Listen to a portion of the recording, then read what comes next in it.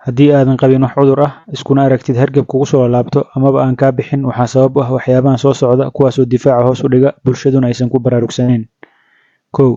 Joogtaynta cunista cunnada caafimaadka u daran sida kuwa la soo warshadeeyay, cunnada dufanka ku badan iyo macmacaanka. 2. Dadka ku nool guryaha cubka ah oo hawadu ku yar tahay ama boorkoodu badan yahay. 3. Dadka hurdadoodu yar tahay, shaqadooduna badan tahay ama habeenkii shaqeeyo maalintiina jiifto maadaama hurdada maalintii aysan tayo lahayn. 4. Fakarka iyo stresska wuxuu ka mid yahay waxyaabaha difaaca yareeya, sidaa awgeed dadka noloshoodu stressku ku badan yahay hargabka joogto ayuu ugu dhacaa. 5. Nadaafad yaridu waxay ka mid tahay waxyaabaha fududeeya in hargabka kugu soo noqnoqdo, khaasatan gacmo dhaqis la'aanta.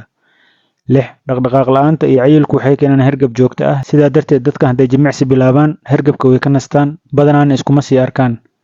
7. Dadka sigaarka caba ama lagu ag cabo iyagana hargabka kama baxo oo joogto ayay uga sheegtaan. 8. Hadduu fitamiin D kugu yar yahay waa sabab ka mid ah hargabka soo laabto. 9. Haddii gacmahaaga aadan ka ceshan karin wejiga, dad waxaa jira caado u tahay in mar walba wejiga gacmaha mariyaan ama sankooda taabtaan. Caadadan waxay kordhisaa jaaniska fayraska hargabka keena inay qaadid. 10. Haddii aad ka shaqaysid shaqooyinka qaar sida macalinimada ama aad tahay shaqaale ka shaqeeya xarumaha caafimaadka, hargabka qaadistiisa way kuu sahlan tahay hadduu difaacaagu yar yahayna kuma sii jirto. Fadlan qaybta commenteska noogu soo gudbi mowduucyada aad rabtid inaan ku soo qaadano casharrada soo socda, waana mahadsantahay.